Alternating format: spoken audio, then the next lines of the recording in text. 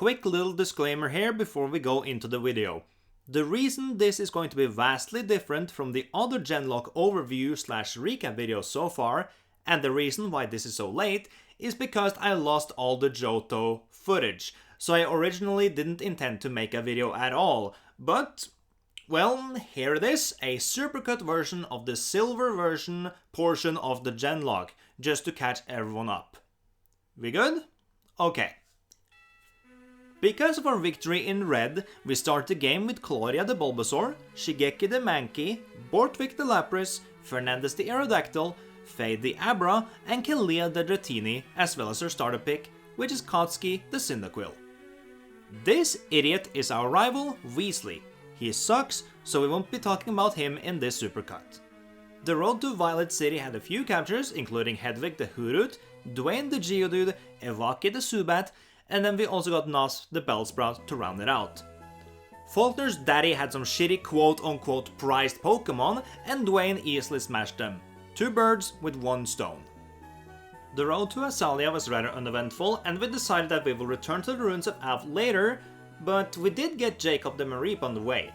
Nothing really happened until the Slowpoke Valley, where we get Saffron the Slowpoke for a second time, so that's kind of funny. The feminine bug fan of a gym leader went down just as easily as Faulkner. You're the gym leader, and you use both a Kakuna and a Metapod. Shame on you.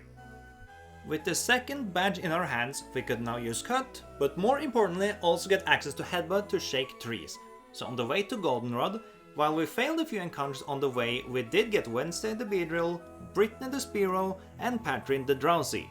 We took to the National Park's bug catching contest and also got Kinoko the Paris. Milky the Valley Girl over here stood very little chance once her attract bullshit didn't work, not to mention we have a Geodude to tank the rollout hits from her Miltank. With access to some of Goldenrod technical machines now, like Thunder Punch, we continue towards Ecruteak, snagging Meg the Execute along the way, caught Birch the Sudowoodo blocking the way, Tony the Stantler, Priscilla the Meowth just past Ecruteak, and then went back to Goldenrod to get Joseph the Eevee from Bill. Because Shigeki retained Dig, and because Ghost types aside from Misdreavus are all Poison type, Mortis Gym was laughably easy. And yes, we did get a Primate by this point due to some extensive training. After that, since we now have Surf, due to battling all the Kimono girls, we did some backtracking. Got Venice the Poliwag, Neptune the Goldeen, Fate the Natsu, and then spent a lot of time slamming Dwayne into a bunch of trees to get Annabelle the Apom and also Atlas the Heracross, 2 of my personal favorite Johto Pokemon. Because Jasmine was tending to a sick Ampharos, we had to head all the way to Signwood first, and Chuck was just a pushover.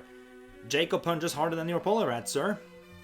Heading back to Olivine City, one would think we'd have problem with homegirl Steelix, but no, Jacob evolved first into an Ampharos and he has Fire Punch to deal with Steelix and other steel types. Gen 2 technical machines are funny. On the way to Mahogany we had to do all the plot relevant stuff, tying into the Lake of Rage and Team Rocket, and on the way we also got Ethan the Machop and Gemini the Girafarig. And of course, in the Lake of Rage we also get Tempest the Gyarados, the titular shiny Gyarados that everyone gets at this point. And he ends up doing absolutely nothing. Joseph had evolved into an Umbreon by now, and the combination of his special defense, Jacob's fire punches, and the general power the team has sent Price into a retirement home at Mach speed. Before we could take on the Blackthorn stuff, these idiots over here started taking over the radio tower because they apparently can't do shit without Giovanni. And then this jackoff over here manages to snipe a kill on poor Joseph because his Weezing has explosion. So yeah, wow, thanks for that. Rude ass. Counting our losses, we get Boo Boo the Swinub on the ice path, and once we get to Blackthorn, we spend some time south of that to get to Ridley, the Mountain Bandit's Skarmory. What followed after this was a long training session, which this region was full of, but I've actually skipped all that because this is the supercut. And then we went on into the gym, of course. Claire would probably have been a problem, but the combination of Boo Boo, Ridley, Dwayne, and Atlas was too much for her to take. Kalia and Jacob were backup just in case at this point. Now, the final part of this game is of course the Victory Road and the Elite Four.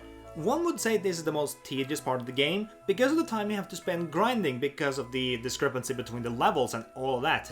Johto is just really bad to train in because of all the low levels. It really is. But I did spend a lot of time training at this point, just getting Kalia to evolve into a Dragonite of all things before I even take on the Elite Four. But after I'd done that, saving you the boring slack, the Elite Four was just a joke, with everyone on the team pulling their weight in some shape or form. Yes, even Annabelle the Apom that you see there, she used Shadow Ball that I gave her via the Tactical Machine, and she ended up getting 3 KOs by herself, on Vils, Satu and Jinx, and also one of Karen's Gengars. She has 2 Gengars, doesn't he? With all 6 of these surviving, I just had to pick out the partners, and we have 6 ones that perfectly line up with the squad. So we are entering the game of Pokemon Ruby and the Hoenn region with the Mareep, Swinub, Geodude, Heracross, Apom, and Dratini.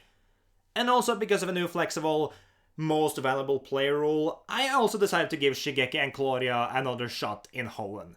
Because they basically were MVPs for over half of the game. Just look back at this video and you see them in like 5 and 6 of the gyms. They were really pulling a lot of the weight on their shoulders.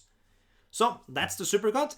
Next video will be more in line with the previous 2, so I hope you care to check those out when they come. And until then, Combo Class heading out, and sorry this took so long and isn't as well made. It's just a Supercut to get everyone up to speed with where I am in the Genlocke right now. See you later.